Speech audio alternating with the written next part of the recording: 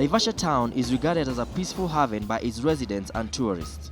The agricultural and tourism town is a major production area for fruit, vegetables, more recently vineyards and horticulture. These industries around Naivasha form major economic activities in the area, employing thousands of people. This has led to a growing population in the area, opening up new business opportunities in that area that include housing. Welcome to The Entrepreneur. This week we have begun our out-of-town tour and we are in Naivasha. We are here to meet entrepreneurs with inspiring stories. And as you saw, I was on phone with one of them. His name is Ken Moshu and he is a real estate agent. Now, I'm going to meet him in a few, so see you shortly. Today we spend time with an entrepreneur who has ventured into real estate management, an industry that is still new in Naivasha. This entrepreneur has spent his entire life in this town and has seen it grow to where it is today. His story is very inspiring, that which can be summarized by resilience and determination. Yes. It's good to see you. Good to see you. It's good to have you on the show. Okay. Welcome.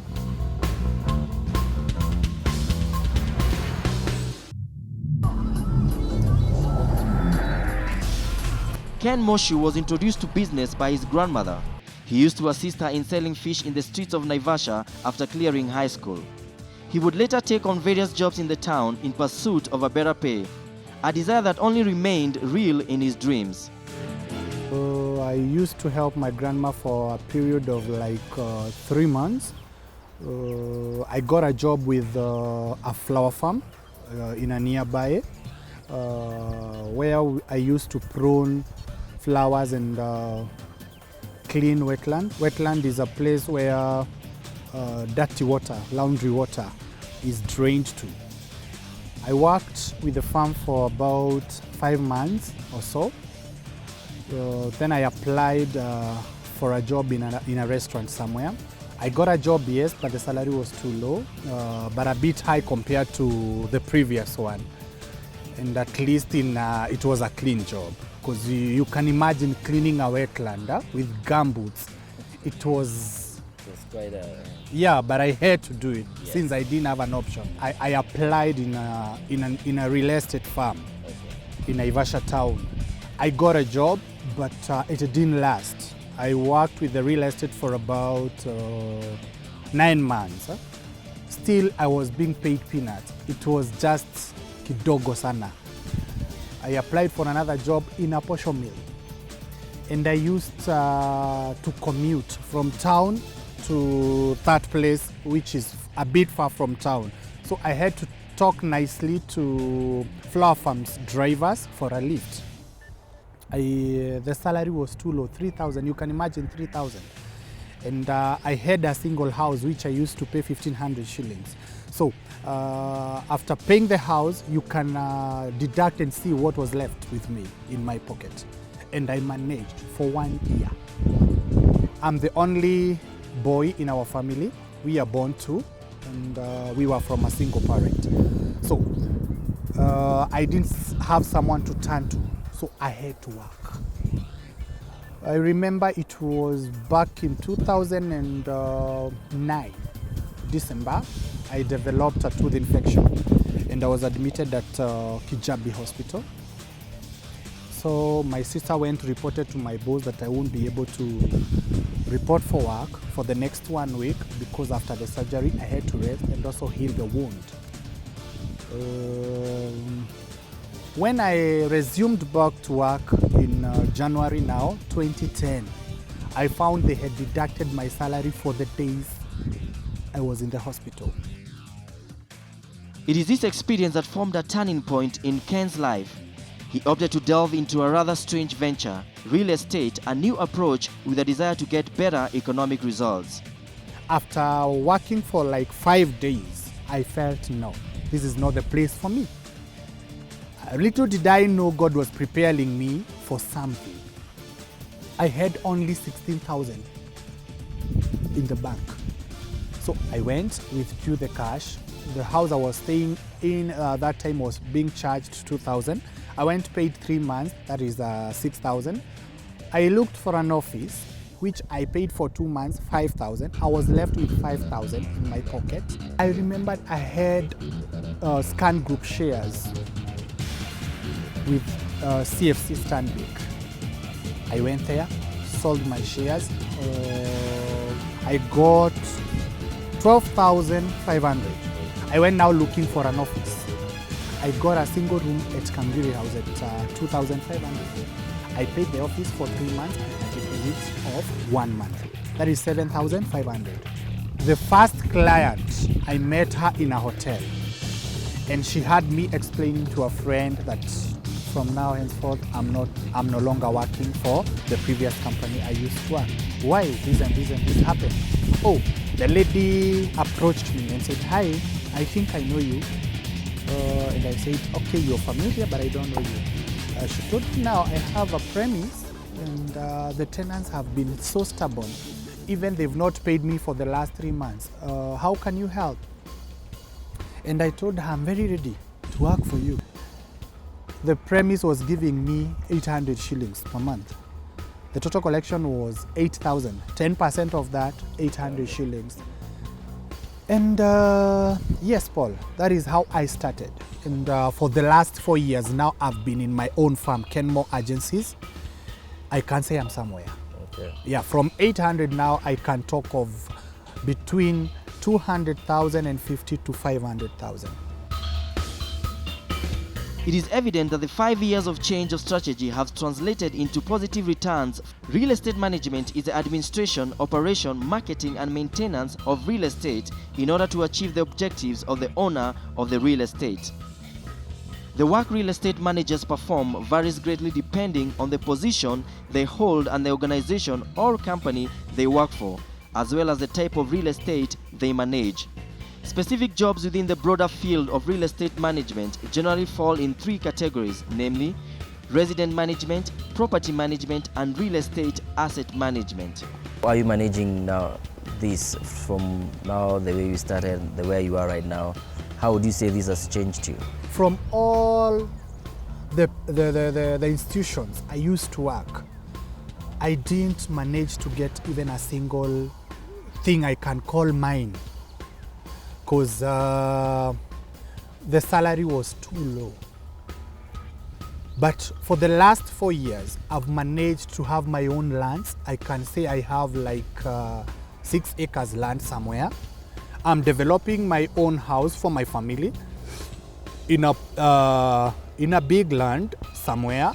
I purchased like last year at 1 point something. Right now that place have added value. It's going for like 3M as we talk. And I've already bought materials. Anytime from now I'm putting up a house, not just a house. I'll call you, come see it. A good house. A good house. Yeah. In between I managed to have a wedding because I started my farm when I was a bachelor. It was not a small wedding as well because it won Wedding of the Year on the wedding show. It was even featured on Citizen like 3 times. I've managed to put up a business for my wife because she was employed in Nairobi and she had to relocate to this place. And well, I have a son in school as we talk right now. I don't hustle. Like now I've paid a full year for his school fees. And yes, I can say I'll add 2 more children because I can afford it. Yes. The second boy is on the way. Okay. Yes, that's me. Okay. Every business has its pros and cons, but what matters most is the strategy employed by the entrepreneur in solving the existing challenges. Real estate is not an easy job. We rely much on flower farms and sometimes they delay to receive their salary. So it's up to you to make sure that the tenant is telling you nothing but the truth. So I always have the numbers for the flower farms. If someone works for Panda, comes tells you, I've not been paid, it's up to me to make sure it's true. He or she hasn't received his or her salary. Because as much as you would go lock the house, you should also be human. Ken, where do you see yourself as Kenmore Agencies? Where do you see yourself in the next 5 years? Or what are your short-term goals? My plan is to venture into other towns and I've started. If I'm to venture in other towns, I will not go there, open a hotel. Immediately I'm done putting up my house, my family's house. I'm also thinking of developing my premises, the ones that I've already bought or rather purchased. And I'm also thinking of putting up nice flats. Now, what advice would you give to young entrepreneurs who are starting or are in their businesses? Follow your dream. Whatever you do, make sure you love it. With that, you will succeed. And again, don't be lazy. Don't be lazy. Since you are self-employed, don't be lazy. Wake up early in the morning, know what is in the field, know what to do, plan yourself, let your schedule be planned every morning, what you're supposed to do that day. Because if you take advantage of being self-employed, you're done.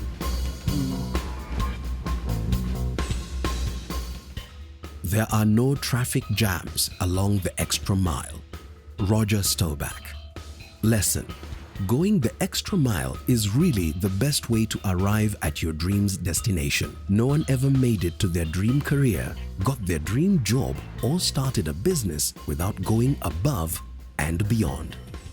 Ken Moshu has substantiated his road to success, and with that I read focus and determination. You can see, imagine earning 800 shillings a month to earning like over 500,000 a month. I call that determination. We take a short break, and when we return, we have more for you. In the meantime, keep engaging us on our social media pages that are on your screen right now, so don't go away.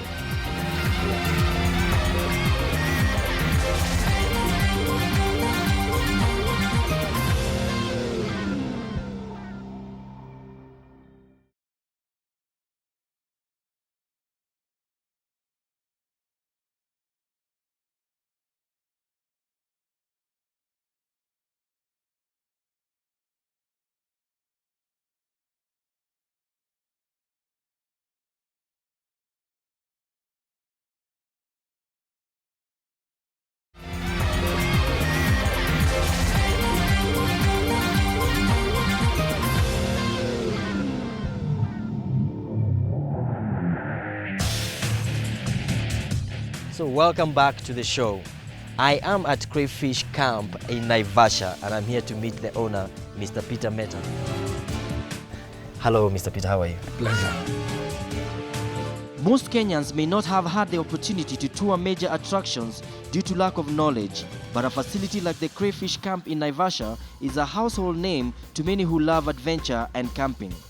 It's for this reason that we spend time with Peter Meta, the brain behind the camp, to trail his journey and major strides he has made over the years to realize this beautiful camp. Yeah. So maybe tell me how and when did you start this Crayfish Camp in Naivasha? In fact, I was just called from one of the rooms. Okay. And the building you see behind me, Yes. this is where I started Crayfish. Okay. It was my own house. Okay. I moved out and I started Crayfish from there. Okay. And that was my car garage, which I turned to a small bar. Okay. So from there, I started moving slowly by slowly. Yes. I came up with a big idea of coming up with a bigger restaurant Yes. and a bigger bar.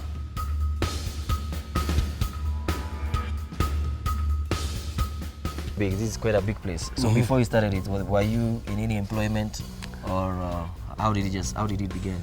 I was doing some business in Nairobi, selling motor vehicles, and after I left Nairobi, I came and started within the shopping center there, a local pub, and Here in Naivasha? Here in Naivasha, and a butchery. After initiating the camp, he would later need more funds to expand it due to the increasing clients. He was able to secure several loans in different intervals and expand the camp in sections. So how did you get to increase from your small house now to the bigger rooms, to the bigger restaurant, to the bigger area? What steps did you take? Through friends. They supported me, Okay. and finally I had to go to the bank Yes. and borrow some money. Yes. I used to borrow money slowly from the bank, paying off, putting up a bigger restaurant, I paid off, bigger buy, you pay off, and I started now coming up with the rooms. Okay. Yeah. I'd started 4 rooms. From there I started building self-contained rooms. As time went by, I had about 10 rooms. From 10 I moved to 12, 14. I was adding two rooms initially, up to where I am now.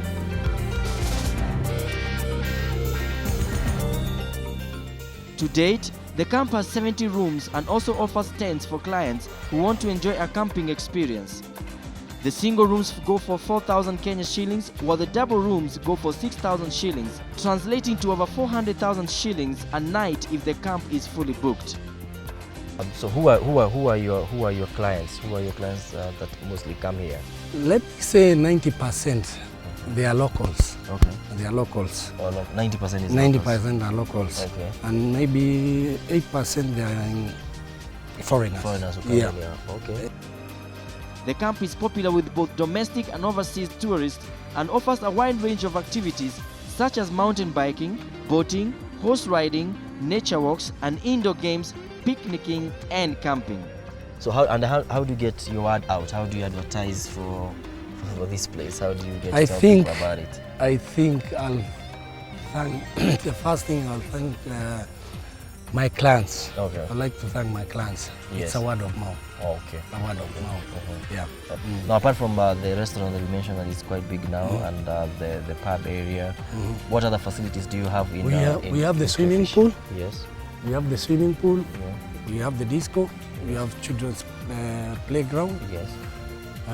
We have the barbecue place. Okay. Yeah. We have the mountain bikes. Yes. You can hire them. We have boat rides. Yes. We have horse riding. So those are things we have. Accommodation comprises of self-contained cottages, modern tents of different sizes, customized vehicles, and boat sleeping rooms, as well as camping facilities using your own tents. On our way in, I noticed some vans. Yeah. You know, very old Volkswagen vans. Yeah. And apparently they are rooms. How They are did you come up rooms. with that idea? I was in South Africa one day, Yes. and I went to somewhere in Durban. Yes. And where I was staying with my friend, there was a restaurant next and a campsite. And I went there and I found this combi Okay. turned into Into a room. a room. Okay. So after coming back here, I came up with that idea. Okay. When are the busy days or the busy weeks or the busy months? I'll say our busiest month is April and December. April and December. Yeah, Okay. especially Easter. Easter. But this year, the Easter was really down. Yeah. Yeah. Because of now the terrorism thing that was terrorism happening. thing, yeah. Yeah. So would you say it's quite a lucrative business, especially now when you have like 90% of the locals coming here? Yeah, it is. Yeah, it is. However, the proprietor accounts the fact that the tourism sector is currently having numerous challenges which are impacting negatively on its clientele. Talking of you having transitioned from a small place to now a very vast place, Yeah. what challenges have you probably faced in your transition? At the moment, I'll talk of this moment. The Yes. challenge is about this terrorism thing going on. Okay. That one, as we speak to our clients, sometimes they say they don't want to go to a crowded place. So that one has really hit us, especially the hotel industry. Yes. And also these advisory. Yes. Also, Travel advisory. yeah, Okay. it has really hit us, the hotel. And also the government, Yes. especially when the government institutions were told to use their own facilities, like seminars. We were really hit because we used to have a government institution coming for a seminar a week or 2 weeks. Yes. Okay. But now they have been advised by the government to use their own facilities. facilities. So, Okay. So That's not many all- people are able yeah. to come here. yeah. Okay. Again, as you see, the lake has Yeah. really come up. Okay. That's another challenge. But it's a good one though, because the water. I won't complain, yeah, Okay. because the water level was very down. Very down. Yes. Yeah, Okay. but this time it has come up. Okay.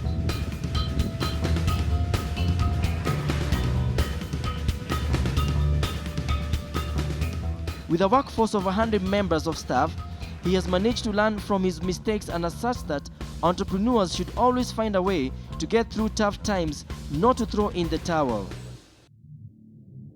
And how has this business, how has it shaped you? How has it helped you, helped you grow and all that? How have you transformed with it? Okay. I will say, Okay. I've met a lot of people. Yes. I've known a lot of things, Yes. meeting friends and our clients. It has really changed me from the beginning, the way I started to where I am now. Yes. I would say that. Yeah. Okay.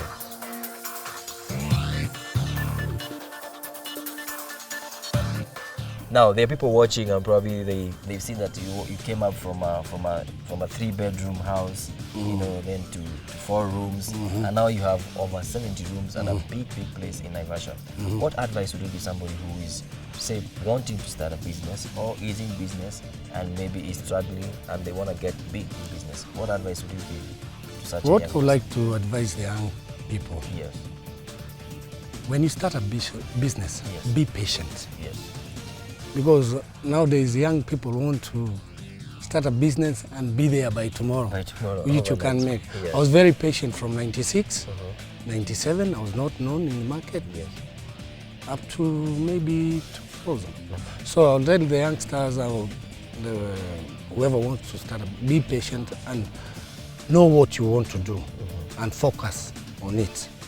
Because you might start a restaurant, you want to start a matatu, so you must concentrate on what you have started.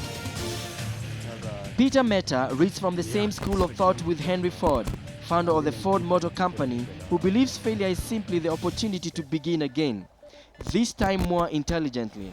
A business absolutely devoted to good service should only have one worry, which is soaring profit margins. Ken Moshu and Peter Mehta mentioned these 2 words, patience and focus, so apply them for success. Until next week, continue engaging us on our social media pages. Facebook, it is KTN The Entrepreneur. Twitter handle is KTN Entrepreneur. Our email is entrepreneur@standardmedia.co.ke. If you are an entrepreneur or you know any entrepreneur that we can feature on this show, kindly email us or even SMS us on that number that is on the screen right now. It is goodbye and God bless you from us.